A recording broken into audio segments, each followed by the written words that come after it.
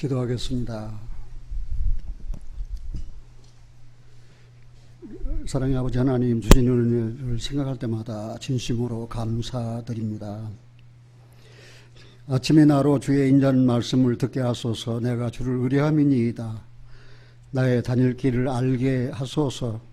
내가 내 영혼을 주께 받음이니이다 라고 고백한 시편 기자처럼 하나님, 이 시간 우리는 당신의 인자한 말씀을 듣기를 원합니다. 우리가 주님을 의뢰하고 주님을 의지합니다. 우리의 다닐 길을 확실하게 깨닫게 하여 주시옵소서. 성령으로 거듭난 우리의 영혼을 날마다 매 순간 주님께 받들어 드리는 삶이 되도록 도와주시고 인도하여 주시옵소서. 오늘 말씀을 열어서 하나님 말씀 전할 때에 이 시간 성령님께서 함께 하셔서 우리 모두가 하나님의 거룩한 이름을 높이며 그리고 복되고 은혜로운 시간이 되도록 하나님 도와주시옵소서. 우리 주 예수 그리스도 이름으로 기도하옵나이다. 아멘. 오늘 본문 고린도전서 3장 1절 보겠습니다. 한 번 더 제가 읽겠습니다. 형제들아, 내가 신령한 자들을 대함과 같이 너희에게 말할 수 없어서 육신에 속한 자 곧 그리스도 안에서 어린아이들을 대함과 같이 하노라. 내가 너희를 젖으로 먹이고 밥으로 아니하였노니 이는 너희가 감당치 못하였음이거니와 지금도 못하리라. 너희가 아직도 육신에 속한 자로다. 너희 가운데 시기와 분쟁이 있으니 어찌 육신에 속하여 사람을 따라 행함이 아니리요. 어떤 이는 말하되 나는 바울에게라 하고 다른 이는 나는 아볼로에게라 하니 너희가 사람이 아니리요.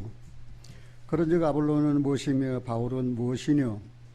저희는 주께서 각각 주신 대로 너희로 하여금 믿게 한 사역자들이니라.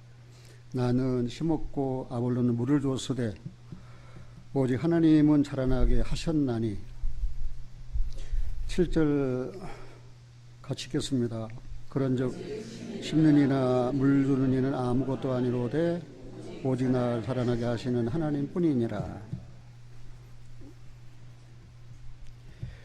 우리가 고린도 교회 하면 세속화된 교회다, 그렇게 많은 사람들이 알고 있고 저도 역시 그렇게 알고 있습니다. 그래서 오늘 고린도전서를 택한 이유는 고린도전서를 통해서 우리가 배워야 할 그런 교훈과 또 삶에 대한 그런 내용이 너무나도 적나라하게 기록되어 있기 때문입니다. 이 고린도 전서와 고린도 후서를 기록한 저자는 사도 바울입니다. 우리가 사도행전에 보면은 사도행전 18장에 사도 바울은 3차 전도 여행 때 에베소 지방에 3년 동안 머물러 있었습니다. 그때가 AD 55년경이었습니다. 그래서 에베소 지방에 3년 동안 머물러 있으면서 고린도 교회에 대한 소식을 글로바의 집을 통해서 듣고 고린도 교회에 내가 편지를 써보내야 되겠다. 왜? 그들을 사랑하는 마음이 있었기 때문입니다. 그리고 이 고린도전서는 초대교회의 실제적인 내부의 모습을 우리가 살펴 알 수 있고, 그리고 오늘날 이 현대교회에도 많은 교훈을 주는 내용이 고린도전서에 기록되어 있습니다. 고린도는 항구 도시입니다. 그리고 상업 도시입니다.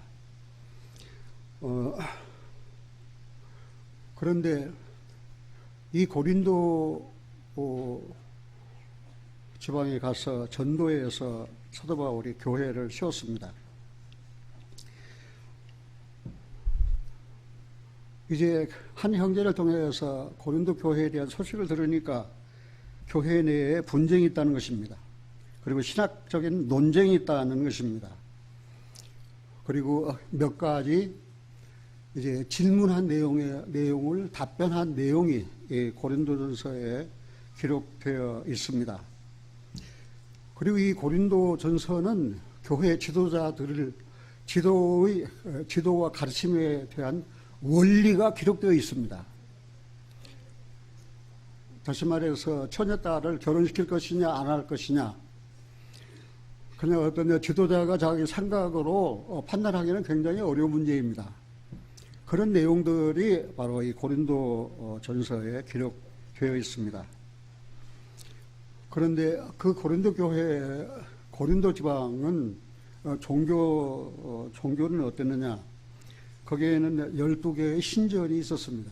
신을 섬기는 그 신전이 있었습니다.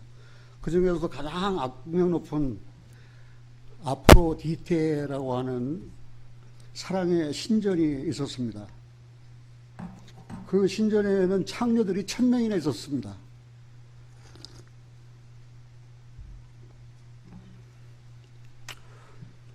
그러니 그 우상 종교, 하나님 아닌, 주님 아닌 다른 신을 섬기는 그들의 그 도덕적인 상태와 또 영혼의 상태, 그들의 결과가 어떠했겠습니까? 그래서 이 고린도에는 헬라말로 하면은 고린티아 조마 그런 말이 고린도 지방에 유행되고 있었습니다. 같이 한번 해봅시다. 고린티아 조마. 그 헬라 말입니다. 고린티아 조마는 말이 헬라 말인데, 나는 고린도인이다, 그런 뜻이에요. 고린티아 조마, 나는 고린도인이다. 그러면 고린도 사람들이 자랑할 게 뭐 있습니까? 나는 성적으로 부도덕하게 되었다, 그 뜻이에요. 내가 고린도인이다, 그 말은 나는 성적으로 부도덕한 자다. 얼마나 부도덕했습니까? 계모를 가늠한 자들이 교회 안에 있었다는 사실이에요. 그래서 고린도 지방에는 고린토 조마라고 하는 나는 고린도인이다. 그래서 그렇게 정적으로도 그렇고 도덕적으로 타락한 그런 사람들이었습니다. 왜 그런 일이 있었느냐? 왜 사도 바울이 고린도전서를 써야만 됐냐? 그들은 신앙의 기초를 알지 못했어요. 그리고 그들이 받았다는 은사에 대한 남용이에요.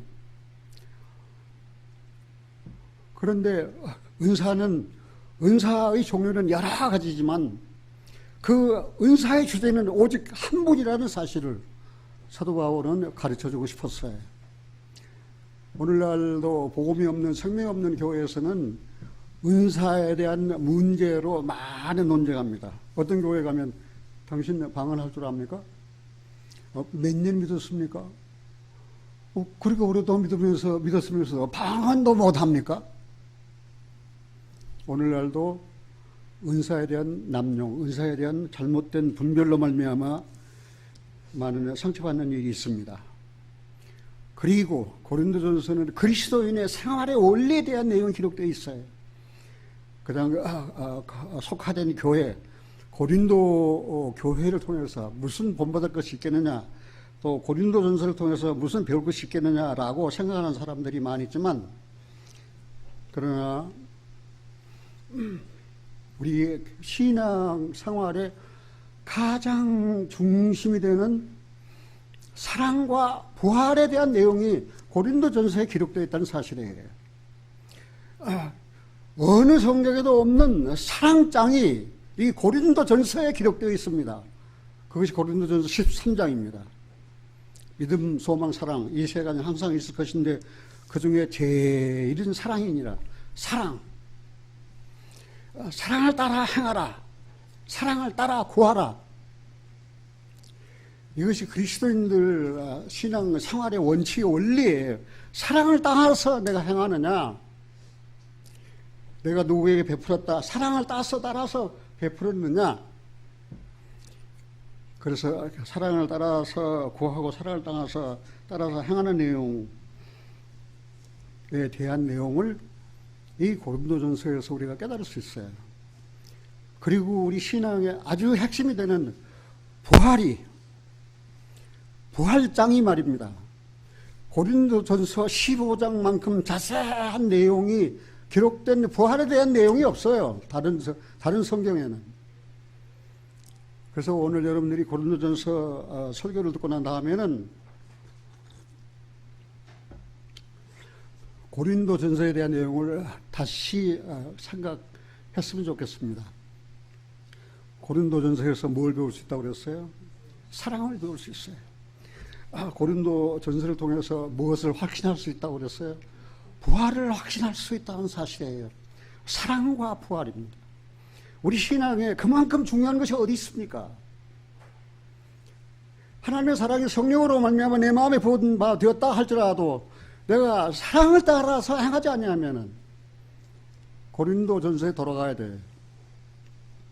천사말 사람의 방언 사랑이 없으면 소리나는 괭가리 굴이 아무것도 없어요. 아무것도 아니에요. 사랑이 없으면 내가 아무것도 아니에요. 그리스도인 생활이 바로 그것입니다. 그럼 내가 구원받고 난 다음 나는 사랑을 따라서 행하고 있는가? 사랑을 따라서 즐겁게 헌금도 하고 사랑을 따라서 즐겁게 한 영혼을 주님 앞에 인도하는데 사랑을 따라서 하는가? 몇십 년 전부터 교제하던 한 형제에게 어제 전화 통화를 했습니다. 차를 몰고 길을 지나가는데 시골길을 지나가는데 한 노인 부인이 털썩 걸어가는 거 보니까 그래 보고 지나쳐 갔는데 싹 지나쳐 간 다음에 생각하니까 저 할머니를 내가 도시까지 모시고 가야 되겠구나.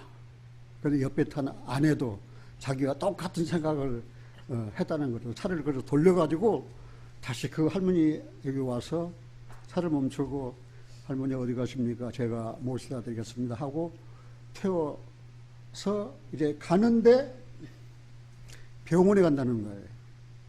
그러면 병원 진료가 다 끝난 다음에 제가 집까지 모시다 드리겠습니다. 그러니까 아니 어떻게 그런 다시 말해서 사랑을 베풀 수 있느냐? 나는 예수 믿고 구원받은 하나님의 자녀입니다. 그러니까 그 할머니가 나도 구원받았습니다. 그리고 간증을 하는데 와 기가 막히더라는 거예요. 이거. 아주 자기가 받은 구원과 똑같은 간증을 하더라는 거예요. 그래서 그 형제 부부는 하나님 앞에 감사했다는 거예요. 이렇게 외로운데 시골에서 교제할 수 있는 지체를 만나게 해주셔서 감사합니다. 두세 사람이 내 이름으로 모인 곳에 나도 함께 있겠다, 함께 하겠다. 주님께서 말씀하신 대로. 그러면서 이제 교제를 나누는데 좀 진지한 그런 교제를 나눈 것 같아요. 그래도 목사님 요즘은 목사님이 자주 뵙니다. 그래서 아니 자주 보기는 뭘 자주 봐. 벌써 나 본 지 1년 넘었습니다. 아니 그거 저기 카메라로 찍은 거 설교 나오잖아요. 그거 우리 아주 즐겁게 듣습니다. 그래 굉장히 미안하다고. 아이고 미안해. 속알머리가 다 빠졌는데. 그러니까 그 형제 대답이 목사님만 속알머리 빠진 거 아니에요. 나는 젊었는데도 속알머리 더 많이 빠졌어요. 그래서 그런데 그리스도 안에 있는 한 지체와 그런 믿음의 교제를 나눌 수 있다는 것은 너무나도 큰 축복이에요. 우리가 서로 주고받는 내용이 무엇입니까?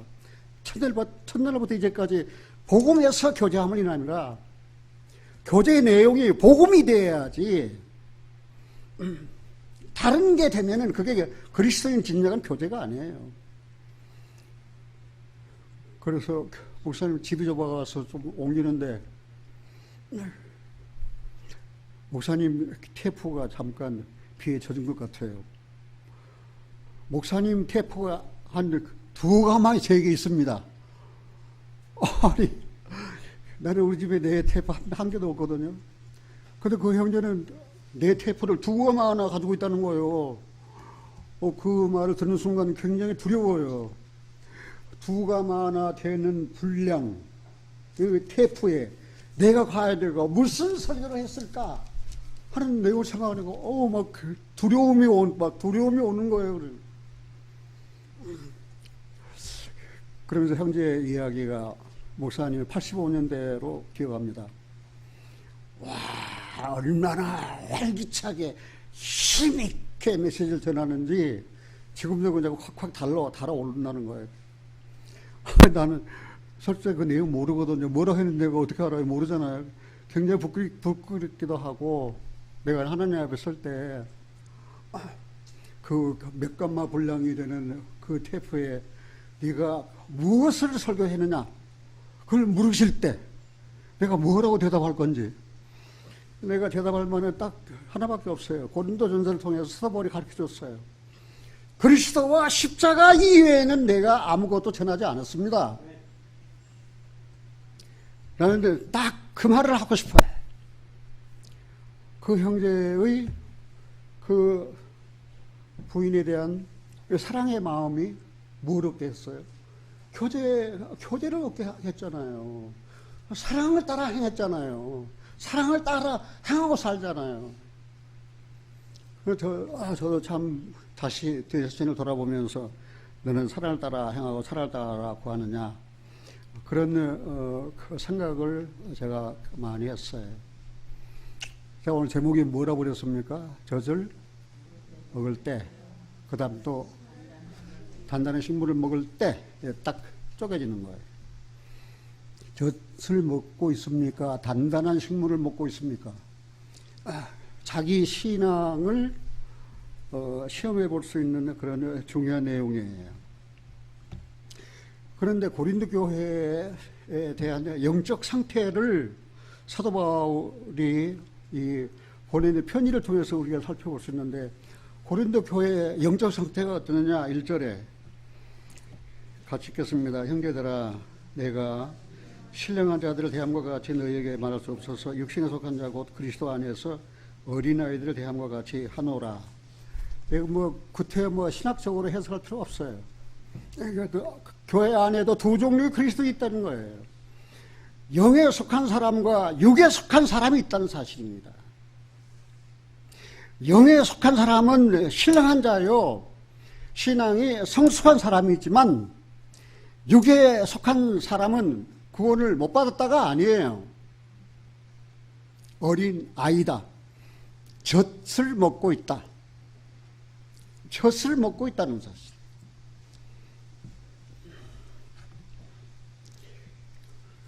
그 앞에 2장 한번 돌아가 보겠습니다. 2장 찾으셨습니까? 14절입니다. 같이 읽어볼까요? 2장 14절. 육에 속한 사람은 하나님의 성령의 일을 받지 아니하나니 저희에게는 미련하게 보이며 또 깨닫지도 못하나니 이런 일은 영적으로라야 분별합니다. 육에 속한 사람은 하나님의 성령의 일을 받지 않아요. 그 하나님의 성령의 일이고 누구의 일입니까? 하나님의 일이에요. 육에 속한 사람은 하나님의 일을 받지 않아요. 육에 속한 사람은 하나님의 뜻을 깨닫지 못해요. 그래서 육에 속한 사람은 하나님의 성령의 일을 받지 아니하나니 저에게는 미련하게 보이니 또 깨닫지도 못하나니 이런 일은 뭐로 분별할 수 있어요? 영적으로 분별할 수 있어요. 그래서 신앙이 성숙한 사람은 선악을 분별할 줄 압니다. 무엇이 선이고 무엇이 악인지를 분별할 줄 압니다. 너희는 악에게 지지 말고 선으로 악을 이기라는 말이 있습니다. 우리의 생활입니다. 이거는 기독교 교리가 아니에요. 생활이에요. 선악을 분별해야 된다는 사실입니다. 선악을 분별하지 못하고 말입니다. 악한 자에게 속해서 말입니다. 자기 양심은 그러지 않은데 그 아부하면서 말입니다. 그런 악한 일을 도모한다 하면은 그 결과가 어떻게 되겠습니까? 선한 일을 어찌하여 선한 일을 내가 묻느냐? 선한 일은 오직 한 분 하나님이시니라. 선한 일을 추구하는 사람은 하나님의 일을 추구하는 사람이에요.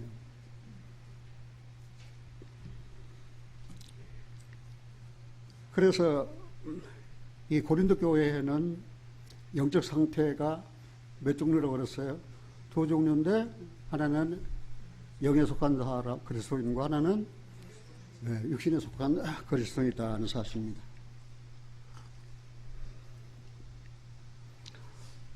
그런데 사도 바울은 그들에게 전도했을 때 밥을 주지 않았습니다. 밥이란 말은 단단한 식물을 주지 않았습니다. 젖을 줬습니다. 처음 준 게 바로 젖입니다. 젖. 여기 2절 다시 한번 보겠습니다. 같이 읽겠습니다. 내가 너희를 제대로 먹이고 밥으로 아니하였노니 이는 너희가 감당치 못하였거니와 지금도 못하리라. 젖이 무엇입니까? 이 젖은 복음의 기초입니다. 복음의 기초예요. 너희가 그 은혜를 인하여 믿음으로 말미암아 구원을 얻었나 이것이 너희에게서 난 것이 아니요 하나님의 선물이라. 친히 나무에 달려 그 몸으로 우리의 죄를 담당하셨다. 그가 흘리신 피로 말미암아 우리는 구속고 죄사함을 받았다. 그 주님께서 우리를 흑암의 권세에서 당신의 사랑의 아들의 나라로 우리를 옮기셨다. 이 젖은 복음의 기초입니다. 태어나가지고 엄마 젖 안 먹은 사람 어디 있습니까? 나도 엄마 젖 먹었거든요.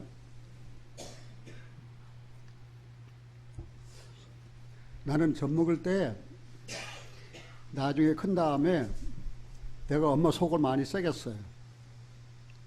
나는 그런 좋은 아들이 아니었어요. 그래가지고 아유 젖 먹을 때에도 속 썩이더니 그런 말을 전에 어렸을 때 엄마한테 종종 들었어요. 왜 그런 줄 아십니까? 엄마 젖을 빠는데 젖이 안 나와요. 왜 젖이 안 나와요?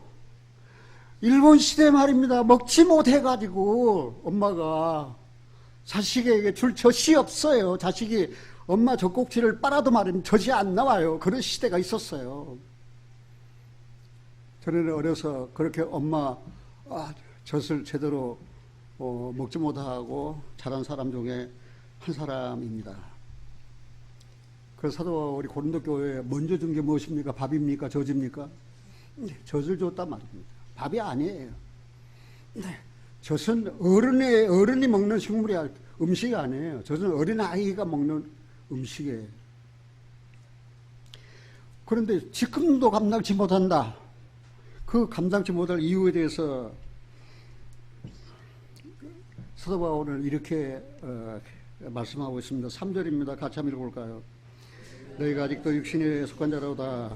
너희 가운데 시기와 분쟁이 있으니 어찌 육신에 속하여 사람을 따라 행함이 아니니요. 예. 시기와 분쟁. 내 신앙생활에 내가 구원받고 난 다음에 시기와 분쟁이 지속되고 있다면 그거는 신뢰한 자가 아닙니다.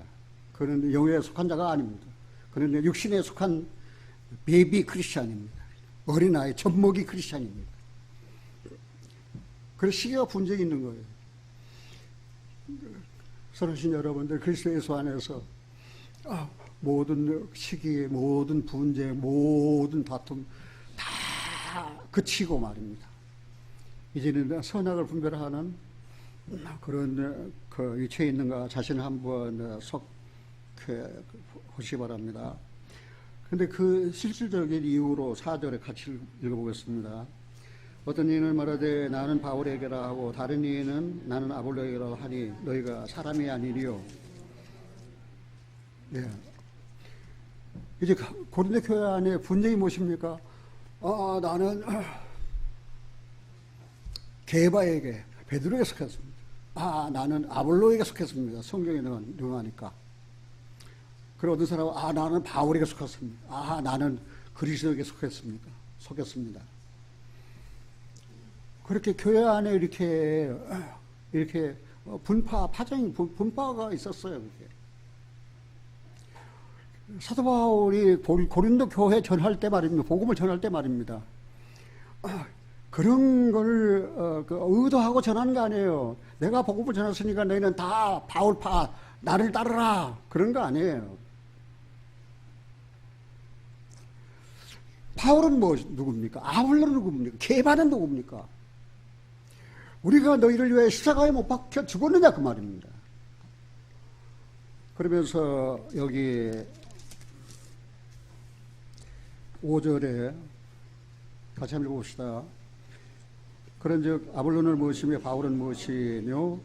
저희는 주께서 각각 주신 대로 너희로 하여금 믿게 한 사역자들이다. 그래서 바울이나 아볼로나 다 믿게 한 뭐예요? 사역자들이에요.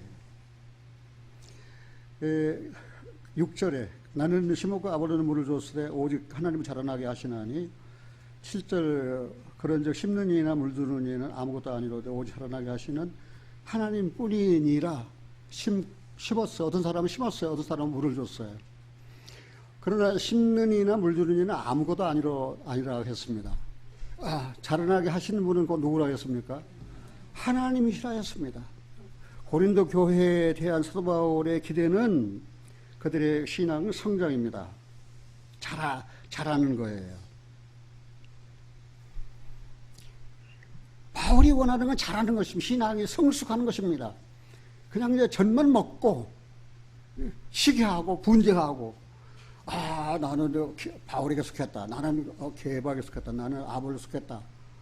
그렇게 교회의 분파를 만들고 말입니다. 그런 것을 사도 바울은 원하지 않았어요. 사도 바울이 원하는 것은 그들의 신앙과 성숙입니다.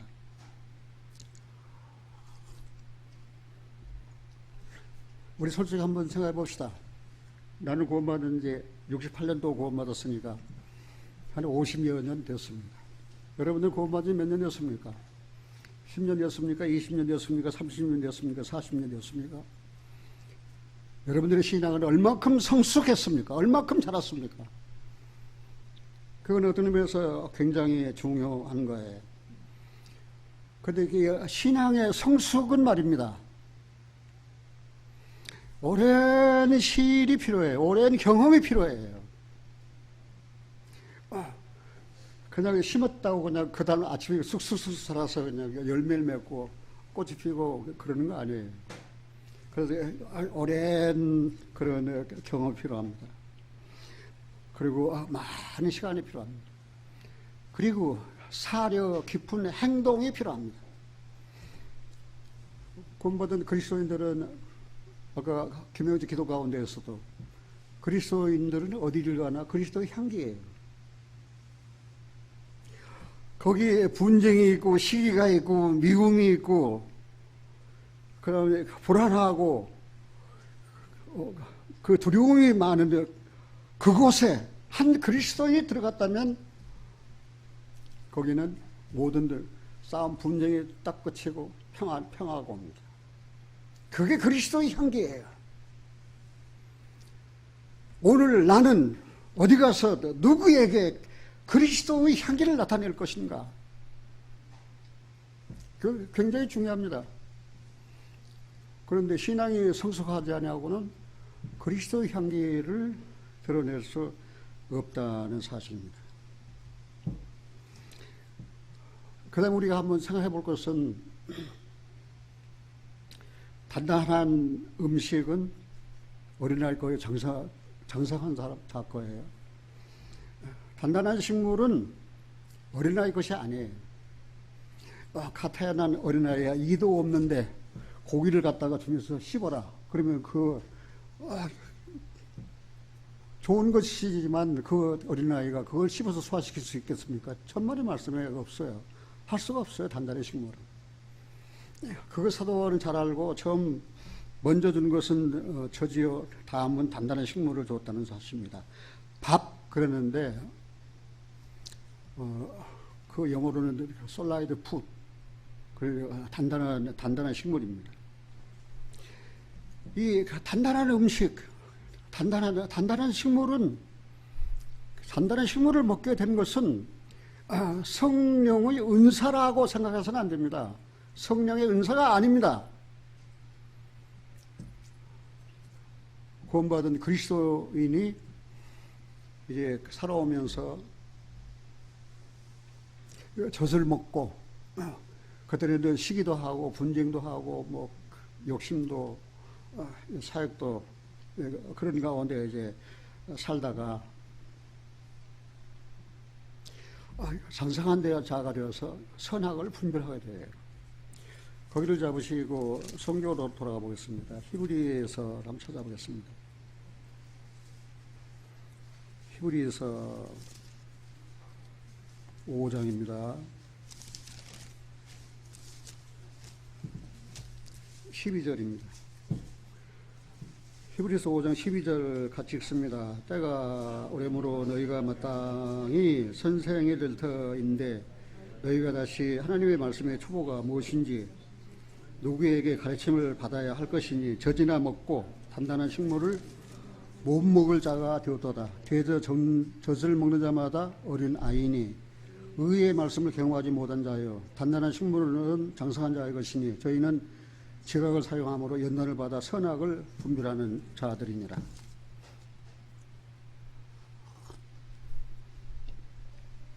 이 히브리인들도 그렇게 장성한 자가 되지 못하고 젖이나 먹는 베이비 크리스찬, 어린 그리스도인. 그래가지고 다시 히브리 6장에 보면 도의 초보로 돌아가는 그런 거. 그런 내용을 우리가 볼 수 있어요. 선악을 분별하지 못해요. 구원함을 받은 그리스도인들이 신앙이 성숙한 사람은 뭘 분별해요? 선과 악을 분별한다는 사실입니다. 그런데 교회 분쟁은 어디서 오느냐? 신앙이 성숙한, 자란 그런 지체들로 인해서 오는 것이 아닙니다. 교회 분쟁은 그 신앙에 자라지 못한다, 미성숙에서 온다는 사실이에요. 교회 분쟁이 일으킨 사람이 누굽니까? 그들이 신령한 자들입니까? 아니면 유교 속한 자들입니까? 우리는 교회 생활을 오랫동안 해오면서 그런 내용들을 많이 경험을 했어요. 그리고 세상 지식을 자랑하는 데서 옵니다. 세상 지식을 자랑하는 것은 무엇입니까? 바로 그거 교만입니다. 그리스도인들이 갖춰야 할 덕목은 말입니다. 고린도전서 8장을 잠깐 찾아보겠습니다.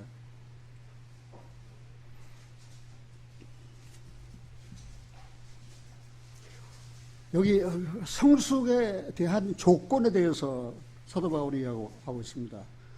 고린도전서 8장 1절입니다. 같이 한번 읽어볼까요? 우상의 제물에 대하여는 우리가 다 지식이 있는 줄을 아나 지식은 교만하게 하며 사랑은 덕을 세우나니 만일 누구든지 무엇을 아는 줄 생각하면 아직도 마땅히 알 것을 알지 못하는 것이요 또 누구든지 하나님을 사랑하면 이 사람은 하나님의 아신 바 되었느니라. 여기 성숙의 조건은 지식이 아닌 바로 깨달음입니다. 깨달음. 우상의 제물이 무엇인지 지식이 아니고 깨달음이에요. 그리고 지식은 교만하게 하는 것이고 사랑은 뭐 한다고 그랬어요? 1절에 지식은 교만하게 하며 사랑은 덕을 세우나니. 그래서 아까 제가 말씀드린 대로 그리스도인들의 생활이 사랑을 따라서 행하라, 사랑을 따라서 구하라, 그런 말씀입니다. 자, 지식은 뭐하게 한다고 그랬어요? 지식은 교만하게 하는 것이에요. 그러나 사랑은 그럼 제가 하나 한번 물어보겠습니다. 여러분들은 지식을 갖고 싶습니까? 사랑을 갖고 싶습니까? 정말 사랑 갖고 싶습니까? 그 사랑이 우리에게 있습니까? 없습니까? 사랑은 누구한테 속한 것입니까? 그 하나님께 속한 사람입니다. 그 하나님의 사랑이 성령으로 말미암아 마음에 부어지는 것입니다. 그 사랑이 내가 뭘 참고 뭐 견디고 내가 뭘 해서 그 사랑을 갖는 것이 아니에요. 사랑은 하나님께 속한 것이에요. 그 사랑이 성령을 통해서 우리에게 부어지는데 우리가 아직 죄인 되었을 때 그리스도께서 십자가에 죽으심으로 하나님께서 우리를 사랑하신 것을 확실하게 나타나셨어요. 어디에요? 십자가 그 사랑, 십자가 그 사랑, 십자가 그 사랑. 그 십자가 하나님의 사랑이 나타난 곳이에요. 십자가 그 사랑, 내가 십자가에서 하나님의 사랑을 받은 거예요. 그럼 사랑을 주시는 하나님과 사랑을 받는 나는 어디서 만나는 게 되는 거예요? 십자가에서 만나는 게 되는 거예요. 십자가 없는 하나님의 사랑이 없습니다. 십자가 없이는 하나님의 사랑을 실천할 수 없습니다. 그래서 십자가를 지고 가라. 그렇게 말씀하신 거예요. 다시 한번 봅시다. 내 아들아, 십자가를 지고 가라. 거기에 뭐가 나타났기 때문에? 사랑이 나타났기 때문에. 그거는 내 십자가를 지고 가는 거예요. 그 십자가는 자기가 부인된 곳이에요. 이거는 지식, 그냥 이론으로만 배우는 게 아니에요. 이거는 실제적인 경험이에요. 나는 내 십자가가 지고 가기 무겁다고 투덜댈 때가 있었거든요. 그때가 젖 먹는 때였어요. 사랑하신 여러분들이요, 젖 먹을 때가 있었으면은 젖을 뗄 때가 있어야 된다는 사실입니다. 젖을 뗄 때가. 창세기 21장 한번 찾아보겠습니다.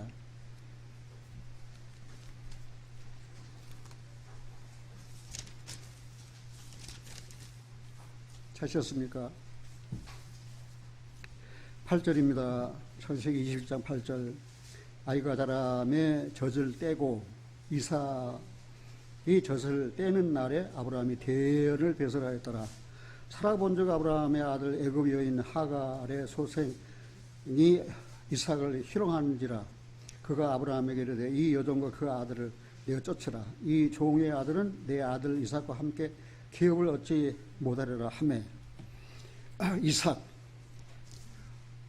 아브라함 100살 됐을 때, 사라 90살 됐을 때 전혀 생각지도 못한 그 아들을 하나님의 약속으로 말미암아 얻었어요.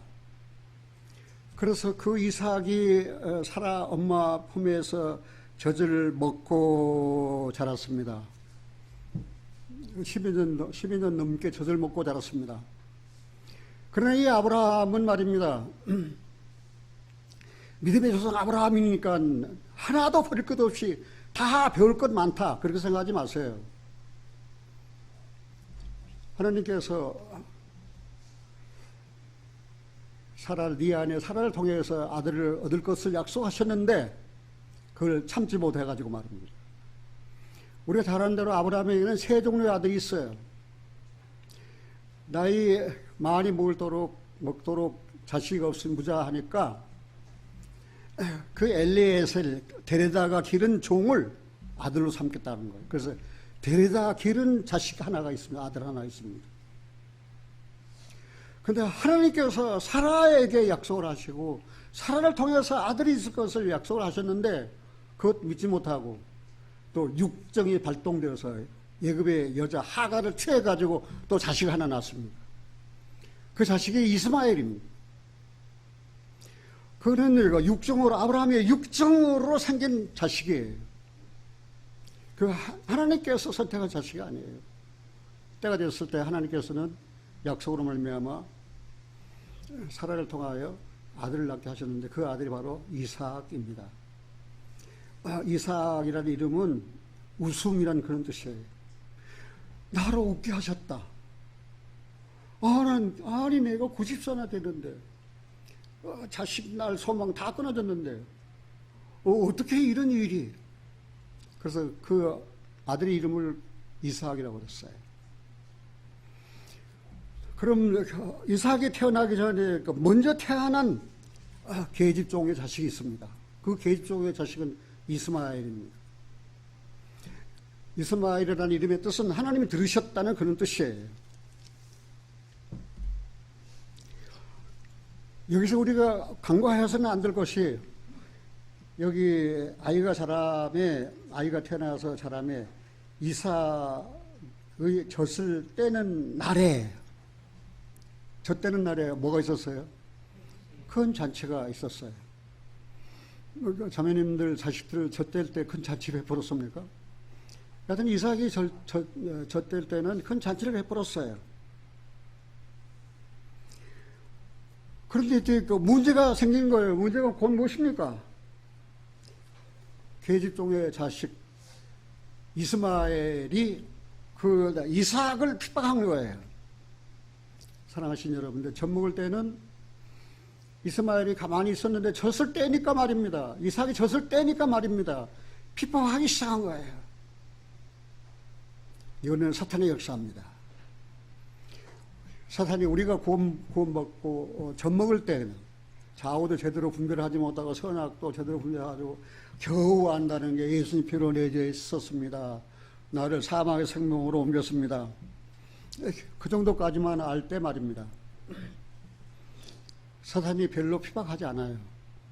왜냐하면 전에는 내가 죄인이었을 때는 죄로 말미암아 우리는 마귀에게 속한 자였거든요. 그래서 마귀에게 속한 사람이었어요. 그런데 구원받아가지고 마귀에 속했다가 이제 하나님께로 속한 자로 옮겨졌어요.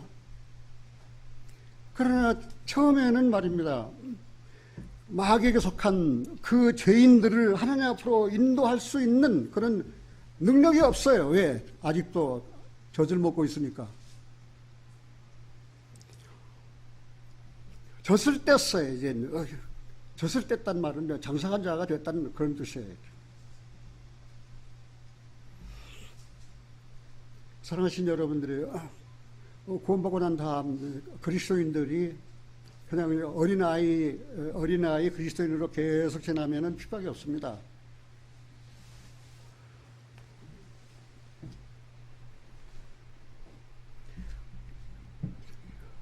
근데 이제 구원받고 난 다음에 이가 생기고 분별도 생겨요. 하나님 내 영혼을 사랑하셔서 나를 구원해 주시는데 내 친구는 아직도 구원을 못 받았어요. 내가 어떻게 하면 저 친구를 위해서 내가 어떠한 희생을 치르고라도 저 친구를 하나님 앞에 인도하고 싶습니다. 그런 하나님 앞에 이제 기도, 그런 내용을 마귀가 제일 잘 알아요. 그래서 젖을 먹을 때 내가 가만두었더니 이제는 젖을 뗐다고 말입니다. 뭐 복음을 전해? 영혼을 사랑해? 선악을 분별을 해? 사랑을 따라서 행하고 구해? 에이, 이제 어떡합니까? 이제 핍박하기 시작하는 거예요. 육에 속한 자가 영에 속한 자를 핍박하기 시작하는 거예요. 그거를 다른 데서 볼 필요가 없어요. 내 안에서 볼 수 있는 거예요. 나는 먼저 육이 있는 자였습니다. 그러나 성령으로 거듭나서 이제는 도의 초보인 젖을 먹고 젖을 떼고 난 다음에 이제는 선악을 분별하게 됐어요. 제 영혼은 구원 못 받으면 지옥 간다는 사실을 내가 확실히 알아요. 그 대상이 내 부모이든 내 친구이든 내 친척이든 내 자식이든 간에 구원 못 받으면 지옥 간다는 사실을 내가 잘 알아요. 그냥 가만히 있겠어요? 눈물을 흘리면서 하나님 앞에 기도하는 거예요. 아침에 나로 주의 인자의 말씀을 듣게 하소서. 내가 주를 의뢰합니다. 내가 주를 의지합니다. 내가 주님을 의지하는데 나의 다닐 길을 알게 해달라고 말이에요. 내가 내 영혼을 주님께 받들어 드립니다. 헌신의 삶입니다. 그러니까 마귀가 그걸 보고 말입니다. 가만히 있겠어요? 갈라디아 4장을 한번 보겠습니다.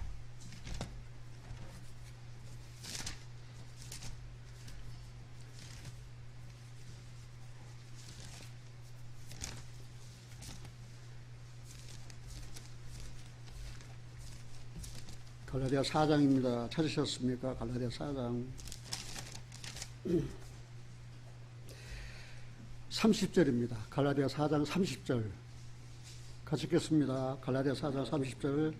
그러나 성경이 무엇을 말하느뇨? 계집종과 그 아들을 내어 쫓으라. 계집종의 아들이 자유하는 여자의 아들로 더불어 유혹을 얻지 못하리라 하였느니라. 네. 성경이 무엇을 말하느뇨? 계집종과 그 자식을 어떻게 하라고 했습니까? 내가 쫓으라고 말입니다. 내 쫓으라고 하면 내 쫓으라는 말이 곧 무슨 말입니까? 계집종과 그 계집종의 자식은 이삭이 졌을 때자 쫓겨났다는 사실입니다. 그 계집종과 그 자식은 교육으로 되지 않아요. 그 계집종의 자식 이스마엘이 이삭을 핍박하니까 데려다가, 야, 그러면 안 돼. 나 아브라함 아버지인 내가 너에게 이야기한다. 네 동생 이삭을 핍박하지 말고 구박하지 말아라. 그렇게 교육시켜가지고 어떤 개과천선의 변화를 가져오는 게 아니에요. 그러면 어떻게 됩니까? 계집종과 그 자식은 내쫓아야 된다는 사실입니다. 갈라디아 5장에 보면은 그리스도 예수의 사람은 그 정과 욕심을 예수와 함께 어떻게 했다고 했습니까? 십자가에 못 박았다 그 말입니다. 사랑하신 여러분들, 계집종과 그 자식은 교육으로 되지 않습니다. 교육시켜야 되지 않습니다. 먼저는 내 육신은 교육을 통해서 개과천선해서 되는 것이 아니에요. 신앙은 개과천선이 아닙니다. 신앙은 생명 얻는 회개입니다. 내가 전에는 이렇게 살았는데, 이제는 내가 개과천선해가지고 선한 일을 하고 좋은 일을 하고 내가 사는데, 이만하면 됐지. 천만에 하나님의 기준은 빵점입니다. 그게. 신앙은 개과천선이 아니에요. 생명은 회개예요. 그럼 구습을 쫓는 옛사람, 이 이스마엘은 육신에 대한 그림자예요. 그거는 내쫓아야 돼요. 십자가로 내쫓아야 된다는 사실입니다. 죽여야 된다는 사실입니다. 졌을 때 다음에.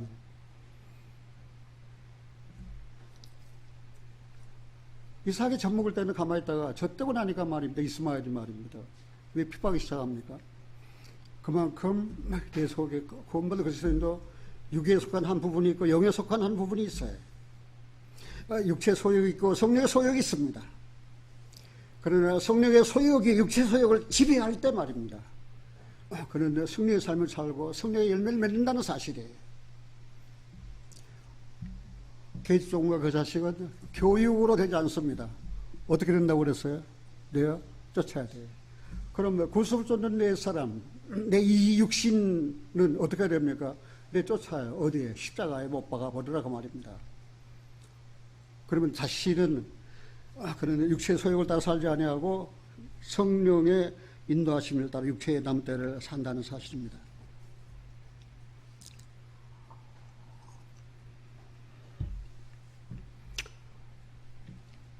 좋은 포도주 아십니까? 모르십니까? 좋은 포도주. 어떻게 해야 좋은 포도주가 됩니까? 좋은 포도주는 포도나무에서 포도를 땄다고 해서 좋은 포도주가 되는 거 아니에요. 숙성 과정을 밟아야 된다는 사실입니다. 내가 죄인을 했다가 예수 만나 구원받았어요. 그리고 도의 초보 이제 젖 먹는 그런 시절이 있었어요. 그렇다고 해서 내 신앙이 완성되거나 선악을 분별할 수 있는 그런 경지에 이르는 게 아니고 아직도 장사하지 못한 상태에 있다는 사실을 저는 50년 동안 신앙생활 하면서 많이 경험을 했어요. 아직도 아니야. 아직도 멀었어. 그럼 좋은 포도주는 그런 숙성 과정이 있는데 복합적인 화학 작용을 통해서 향, 색깔, 그 다음에 질감 등이 변합니다. 그리고 그 포도주를 어디다 보관했느냐?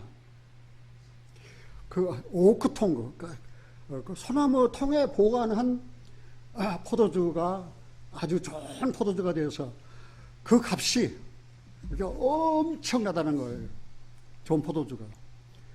그러면 좋은 포도주를 만들려면, 얻으려면은 그런 숙성 과정이 있듯이, 그리스도인으로서 이제 신앙이 성숙하고 잘하려면은 뭐가 있어야 되겠어요?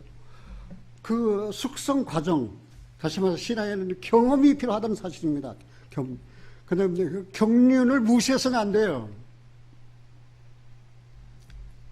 목사님 뭐 예수 믿고 구원받은 지 한 50년 됐다는데, 그렇게 경륜 무시하면 안 됩니다. 내게도 편안하고 좋은 날이 있었습니다. 그러나 평안하고 좋은 날이 계속 지속되는 것이 아닙니다. 평안하고 좋은 날은 다 깨져버려, 다 가버리고, 이제는 폭풍이 몰아닥칩니다. 먹구름이, 천둥 번개가 칩니다. 시련이 있습니다. 그런데 대부분이 평안하고 좋을 때 경험했던 그 행복을 시련 기간 동안에 잊어버려요. 그런데 하나님은 나를 사랑하셔서 내가 평안하고 좋은 시절, 내가 젊었을 때 좋은 직장이 있었습니다. 삼성이나 현대 같은 사람들은 그때 내 월급을 따라올 수가 없었어요. 그런데 내 삶에 그런 폭풍, 시련, 먹구름이 닥쳐왔을 때 그냥 하나님께 대해서 불평이나 하고 원망이나 하고 그랬다면은 나는 성숙한 신앙인으로 성장하지 못했을 거예요. 그냥 거기서 주저앉고 내 인생은 끝났을 거예요. 그러나 시련이 닥쳐왔을 때 내게 주신 은혜를 생각하고 나는 오히려 하나님을 의지하고 하나님께 감사했습니다. 그리고 삶의 원칙을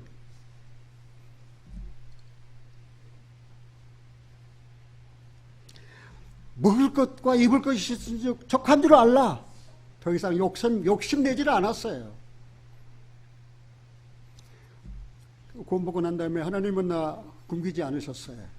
나 배고프지 않게 하지 않게 하셨어요. 하나님께서 누구를 통해서 어디를 통해서든지 공급해 주시고 또 먹여주시고 또 채워주셨어요.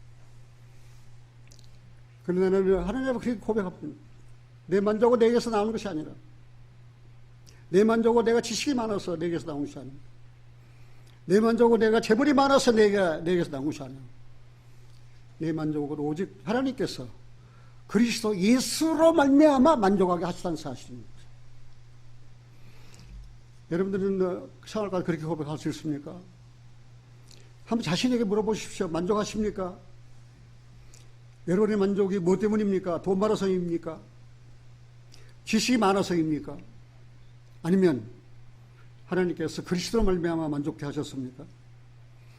그 그리스도로 말미암아 만족케 하시다는 사실을 고백할 수 있는 사람은 신앙이 성숙한 사람이에요. 그런데 이제 우리가 여기서 그냥 지나갈 것이 아니고 중요한 것은 어떻게 그리스도인이 세상적일 수 있을까? 내가 구원받은 그리스도인인데 영적입니까? 아니면 세상적입니까? 그리고 어떻게 그리스도인이 영적으로 되지 못하고 세상적일 수 있을까? 의심을 갖지 않을 수 없어요. 이거는 우리들의 삶이기 때문에 한번 깊이 생각해 보세요. 나의 삶은 영적인가 아니면 세상적인가? 여기 한번 생각해 봅시다. 좋은 집에 살기 원하십니까? 나쁜 집에 살기 원하십니까? 목사님, 물으나 마나. 좋은 집에 살기 원하십니까? 나쁜 집에 살기 원하십니까? 늙은 나도 큰 소리로 하는데 큰 소리로 한번 대답해 보세요. 좋은 집에 살고 싶습니까? 나쁜 집에 살고 싶습니까? 좋은 집에 살려면 어떻게 해야 됩니까? 맞아요. 좋은 집에 살려면은 집을 짓는 재료가 좋은 재료여야 된다는 사실이에요. 집을 짓는 재료가 좋아야 돼요. 내가 아무리 좋은 집에 살고 싶지만 재료를 아주 그냥 싸구려 갖다가 가서 집을 지었어요. 그 들어가 살고 보니까 살 수 있어, 살 수 없어요. 살 수 없잖아요. 그걸 사도 바울이 우리에게 가르쳐주고 있는 거예요, 지금. 10절을 보겠습니다. 고린도전서 3장으로 가서 10절 같이 읽겠습니다. 내게 주신 하나님의 은혜를 따라 내가 지혜로운 건축자와 같이 터를 닦아두매 다른 이가 그 위에 세우나 그러나 각각 어떻게 그 위에 세우기를 조심할지니라. 예, 사도 바울은 자기의 신앙을 지혜로운 건축자에 비교하고 있습니다. 그래서 터를 닦아뒀어요. 좋은 터를 닦아뒀어요. 이 터가 누구입니까? 이 터가 그리스도예요. 그리스도. 그러면 그 터 위에 이제 집을 짓는 사람이에요. 집을 누가 지어요? 그 집을 터는 사도들이 다 닦아놨어요. 그 위에 집을 짓는데 집은 다른 사람이 짓는 게 아니라 내가 살 집이니까 누가 지어요? 내가 짓는 거예요. 근데 재료를 어떤 재료를 쓰느냐? 우리는 생각해 봅시다. 내가 살 집 터널 잘 닦아놔서 아주 반석 위에다가. 근데 그 위에다가 이제는 좋은 재료를 써서 집을 지어야 되는데 여기 11절 같이 읽겠습니다. 이 닦아둔 것 외에 너희 다른 터를 닦아둘 자가 없으니 이 터는 곧 예수 그리스도라. 12절 만일 누구든지 금이나 은이나 보석이나 나무나 풀이나 집이나 이 터 위에 집으로 이 터 위에 세우면 그랬어요. 이 집을 지을 재료가 몇 가지예요? 6가지예요. 하나는 금, 하나는 은, 하나는 보석, 이 세, 하나는 나무나 집이나 풀. 그런데 그 좋은 재료로 지었는지 이제 시험을 해보는데 그 시험하는 게 무엇입니까? 불로 시험을 해봐야 돼. 확 불을 지르니까. 금보다 귀한 무엇입니까? 믿음. 금은 믿음이에요. 은은 무엇입니까? 구속이에요. 은이나 금같이 없어질 것을 한 것이 아니에요. 예수 그리스도 피로 말미암아 구속되는 것이라고. 그래서 은은 구속입니다. 그 다음에 보석은 무엇입니까? 이 보석은 고난입니다. 그래서 믿음, 그 다음에 구속의 은혜, 그 다음에 믿음의 시련이요. 고난을 통해서 집을 지어요. 불 살을 때, 금, 은, 보석, 불 탑니까? 안 탑니까? 불 안 타고 그냥 남아있는 거예요. 금보다 귀한 믿음. 그 다음에 구속의 은혜. 그 다음에 믿음의 시련, 이게 보석이에요. 여러분들이 구원받고 난 다음에 한 번 시련을 당하는 것은 그것은 보석이에요. 그리고 보석을 다루는 거예요. 보석이 어떻게 나옵니까? 바닷가에 조개가 있습니다. 그래서 숨을 쉬려고 입을 떡 벌리니까 파도가 쑥 실고 가니까 모래 하나가 어디로 들어갑니까? 조개 입으로 들어갑니다. 그러니까 그 다음부터 이 조개는 고통이 오는 거예요. 이 모래를 제거시키려고 나가. 그러니까 나갑니까? 안 나갑니까? 안 나가고 조개는 고통하면서 씨를 뿜어내기 시작하는 거예요. 그래서 그 모래 알맹이의 진주의 고통이 계속, 진주가 많이 고통당하면 보석이 커지고 진주가 조금 고통당하면 보석이 조금밖에 안 돼. 그리스도인으로서 믿음의 시련이 이만큼 중요하다 그 말입니다. 그러면 그 보석이 가장 큰 보석이 되려면 어떻게 됩니까? 사도 바울처럼 예수 그리스도 이름으로 참수당하는 거예요. 죽임을 당하는 거예요. 그래서 이 신앙 교회사 보면은 앞서간 많은 믿음의 선진들은 그렇게 죽음을 순교를 당했어요. 그들의 보석은 영롱하게 아주 귀한 값진 보석이 될 것입니다. 그러나 순교는 아무나 당하는 게 아니에요. 하나님 허락하시지 않으면 순교 당할 수 없어요. 이거는 어떤 의미에서 그리스도인데 굉장히 중요합니다. 그런데 여기 봅시다. 13절 같이 읽어볼까요? 각각 공력이 나타나는 터인데 그날의 공력을 발표하니 그날 더 데이 그날이 언제입니까? 예수 그리스도 재림하실 때입니다. 우리가 고린도후서 5장 10절에 보면은 구원받은 그리스도인들도 하나님의 심판대가 아니지만 그리스도 심판대 앞에 서요. 자기 몸으로 행한 것을 따라 다 받습니다. 그저 구원받은 그리스도인들이 심판 없다라고 그렇게 생각해서는 안 돼요. 자, 고린도 후서 5장 10절 한번 보겠습니다. 같이 한번 읽어볼까요? 고린도 후서 5장 10절. 이는 우리가 다 반드시 그리스도의 심판대 앞에 드러나 각각 선악간에 그 몸으로 행한 것을 따라 받으려 함이라. 그래서 구원받은 그리스도인들을 이제 젖을 떼고 이제 단단한 식물을 먹어. 믿음의 시련. 이제는 그 경험을 통해서 실제 내 생활 가운데서 오는 시련이에요. 여러분들은 예수님이 그리스도라고 전함으로 얼마나 욕을 받았습니까? 예수님이 그리스도라고 내 구주라고 그 피를 흘려서 내 죄를 다 씻었다고 전함으로 여러분들은 얼마나 고난을 받으셨습니까? 주님의 이름으로 고난 받는 것이 없다면 말입니다. 그 그리스도 앞에 쓸 때 받는 상급도 초라하다는 사실입니다. 우리가 심은 대로 건다는 말이 있습니다. 이제 시간이 많이 가서 이제 마칠 때가 되었습니다. 그런데 하나 오늘 짚고 넘어가야 할 것은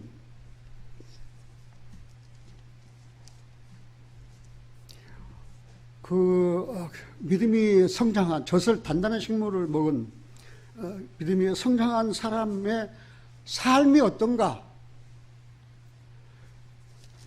사도 바울은 자신 있게 이렇게 이야기했습니다. 고린도전서 11장입니다.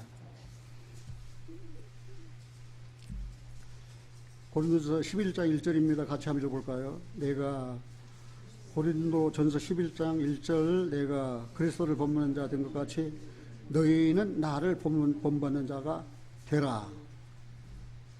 너희가 모든 일에 나를 기억하고 또 내가 너희에게 전하여 준 대로 그 유전을 너희가 지킴으로 너희를 칭찬하노라. 사도 바울이 뭐라고 그랬어요?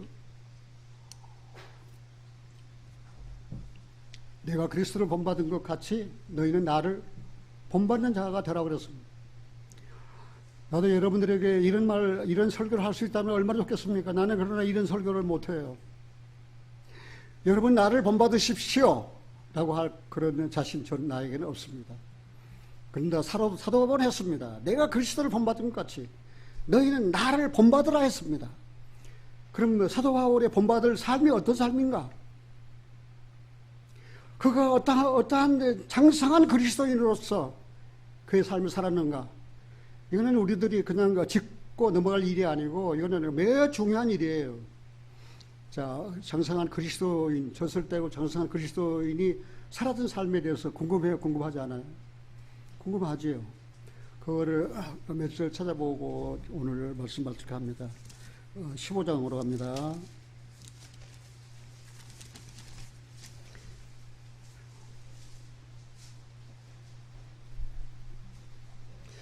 사도 바울의 장성한 그리스도인으로서 성숙한 삶의 그 본을 사도 바울은 여기에 이렇게 기록해 놨어요. 3절 봅니다. 3절 같이 한번 볼까요? 내가 받은 것을 먼저 너에게 전하였노니 이는 성경대로 그리스도께서 우리들을 위하여 죽으시고. 사도 바울은 받은 것을 전했습니다. 받은 것을 자기가 꾸며서 복음을 꾸며서 지어낸 말로 전하는 것이 받은 것을 전했다는 사실이에요. 그런데 우리 그리스도인들도 마찬가지입니다. 내가 받은 것을 전해야 되는 거예요. 내가 받은 것을 뭘 받았습니까? 말씀을 받았습니다. 내가 받은 것을 뭘 받았습니까? 그리스도의 은혜를 받았습니다. 두 번째 8절입니다. 같이 한번 읽겠습니다. 맨 나중에 만삭되지 못한 연한자 같은 내게도 보이 섰으니. 사도 바울은 예수님의 부활을 목격한 사람입니다. 부활을 목격한 사람이에요. 구원받은 그리스도인들도 죽은 십자가의 죽은 예수를 알지만 죽은 자 가운데 부활하신 예수를 만난 그리스도인들은 내가 볼 때 솔직하게 많지 않습니다. 그런데 사도 바울은 여기 분명하게 맨 나중에 만삭되지 못한 난자 같은 내게도 주님께서 부활하신 사신 것을 보여주셨다 그 말입니다. 내가 여러 번 설교했지만 나는 구원받고 3년 동안 부활하신 예수님을 만나지 못한 상태에서 그냥 복음의 기초만 전만 전했던 그런 시절이 있었어요. 내가 큰 갈등이 왔었어요. 그러다가 부활하신 예수님이 찾아오셨어요. 그래서 그분을 만나게 됐어요. 그 다음 한번 보겠습니다. 10절 보겠습니다. 같이 읽겠습니다. 그러나 나의 나된 것은 하나님의 은혜로 된 것이니 내게서는 그 은혜가 헛되지 아니하여 내가 모든 사도보다 더 많이 수고하였으나 내가 아니요 오직 나와 함께 하신 하나님의 은혜로라. 첫 번째는 받은 것 전했습니다. 두 번째는 부활하신 주님을 만났습니다. 세 번째는 자기는 아무것도 아닌 것을 깨달았어요. 나의 나된 것은 내가 아니다 그랬습니다. 내가 사도? 천만의 말씀. 나는 사도 될 만한 그런 자격이 없어. 왜? 교회를 얼마나 핍박하고 예수 믿는 사람을 얼마나 죽이고 감옥에 갇혔는데 내가 어떻게 사도가 될 수 있느냐. 그러나 하나님께서 바울을 사도로 부르셨어요. 그래서 나의 나된 것은 뭐로 되는 거? 하나님의 은혜로 되는 것이다. 그냥 지나가지 마시고 이제 그 차례대로 기억하세요. 받은 것 전했습니다. 부활하신 주님을 만났습니다. 사도 바울은 하나님의 은혜로 나이들은 하나님의 은혜로 된 것이라고 고백했습니다. 그 다음에 19절 보겠습니다. 같이 한번 읽어볼까요? 만일 그리스도 안에서 우리에게 바라는 것이 다만 이 생뿐이면 모든 사람 가운데서 더욱 불쌍한 자리라. 사도 바울은 바라는 것 이 세상뿐이면 우리는 모든 사람과 가장 불쌍한 사람이다. 그러면서 사도 바울이 바라는 것이 무엇입니까? 부활의 소망입니다. 부활의 소망입니다.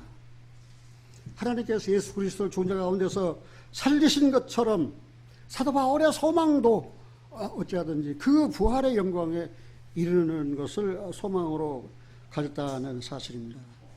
23절 보겠습니다.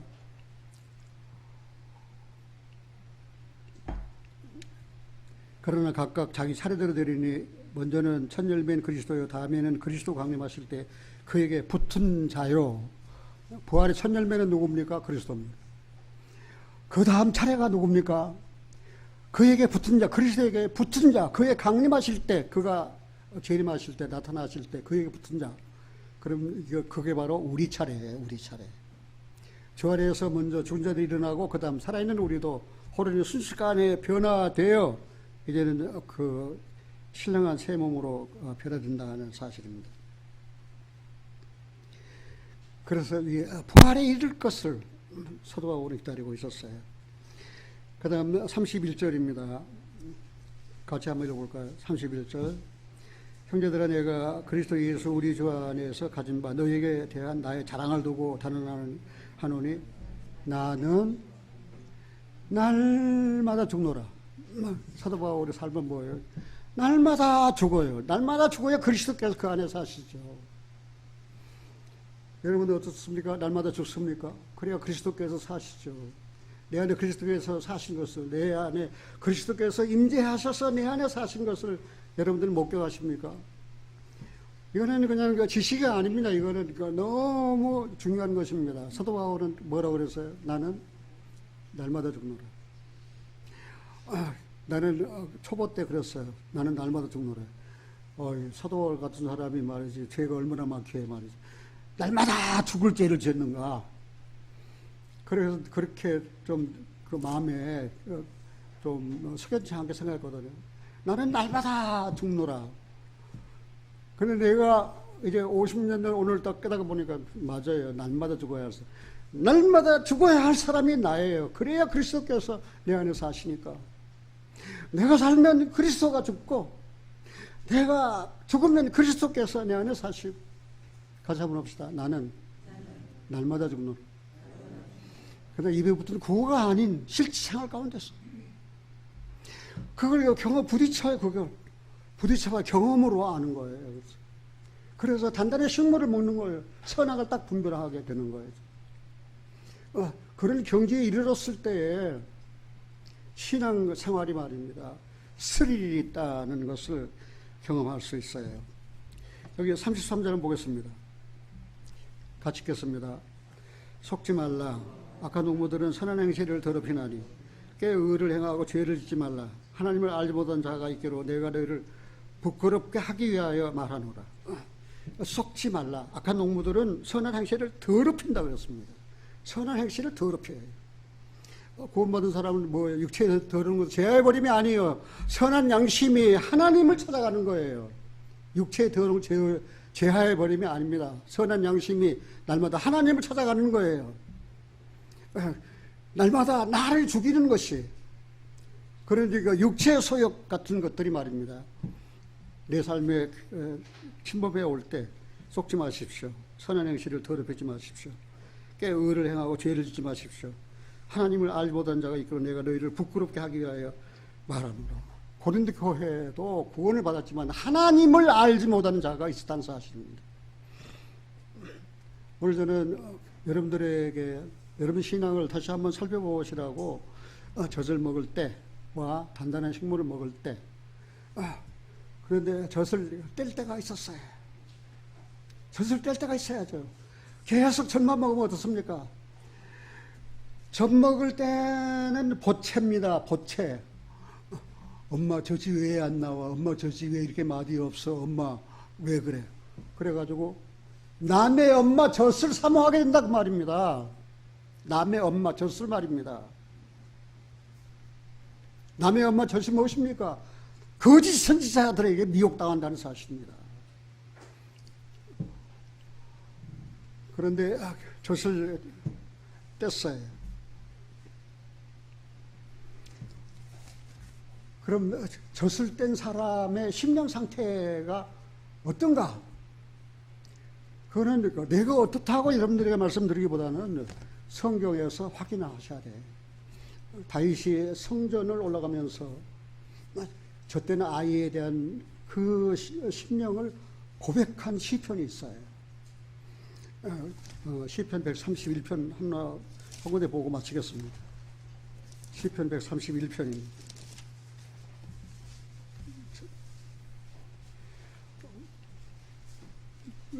3절이니까 그냥 암송해도 좋을 그런 말씀이에요. 보겠습니다. 여호와의 내 마음이 교만치 아니하고 젖을 떼고 단단한 식물을 먹고 선악을 분별하는 그리스도인은 성숙한 그리스도인은 교만치 않습니다.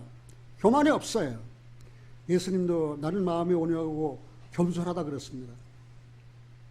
교만치 아니하고 내 눈 높지 아니하며 눈이 높지 않습니다.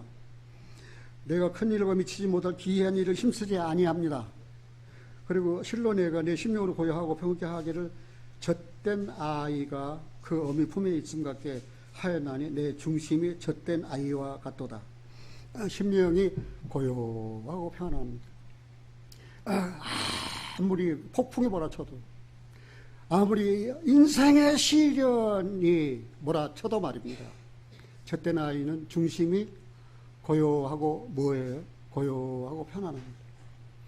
누가 잡아먹는다고 해도 고요하고 편안합니다. 어떠한 저주를 퍼부어도 고요하고 평안합니다. 그 심령이 말입니다. 고요하고 평안합니다. 그 다음 어떻게 되었습니까? 고요하고 평안 젖된 아이가 그 어미 품에 있음 같게 하였나니 내 중심이 젖된 아이와 같도다. 이스라엘아 지금부터 영원까지 여호와를 바랄지어다. 그리고 영원토록 주님만 바라고 삽니다. 주님만 바라고 삽니다. 해를 바라고 살면 무슨 바라기입니까? 해바라기처럼 주를 바라고 살면 무슨 바라기입니까? 주바라기입니다. 그 사람이 젖된 단단한 식물을 먹는 선악을 분별할 줄 아는 장성한 분량에 이른 그리스도의 생활이라는 사실입니다. 자, 한 번 더 정리해 보면 중심이 젖된 아이와 같은 그리스도인들은 첫째 교만치 아니합니다. 둘째 눈이 높지 않습니다. 셋째 기이한 일을 힘쓰지 않습니다. 넷째 고요하고 평안합니다. 그리고 주님만 바라고 삽니다. 사랑하는 형제자매님들의 아무쪼록 지금 젖을 먹고 있다면 어떻게 해야 돼요? 빨리 젖 떼야죠. 그리고 이제 단단한 식물을 먹어야지. 그거는 의의 말씀을 경험하는 거예요. 내가 성경을 읽었어요. 아침에 우리 집 사람이 핸드폰을 가져와서 여보 이거 봐. 보니까 우리 딸한테서 보내는 큐티예요. 어머 나는 지금 큐티 시간입니다. 그래서 큐티 quiet time 조용하게 하나님 말씀을 끌어내서 묵상하고 명상하면서 이제는 내 영혼을 주님께 받들어 드립니다. 헌신의 생활로 살기 위하여 큐티 시간입니다. 그런 문자가 우리 집사람에게 왔어요.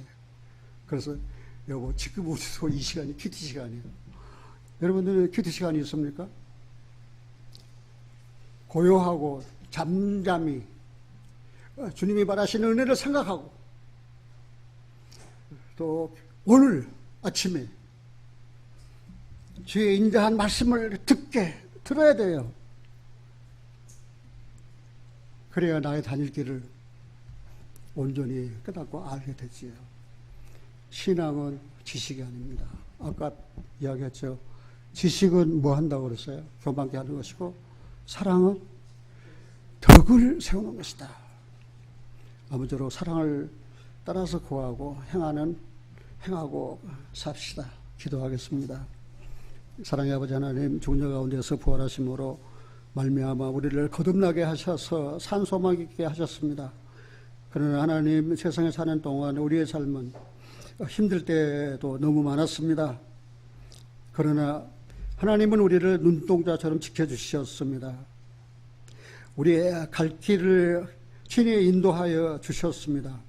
우리의 마음의 생각까지 다 다스리시고, 그리고 내 속에 무슨 악한 생각이 있는가 다 깨닫게 하시고, 우리의 길을 온전히 주님께 맡기고 사는 그런 성숙한 그리스도인의 삶으로 인도해 주신 하나님께 진심으로 감사드립니다.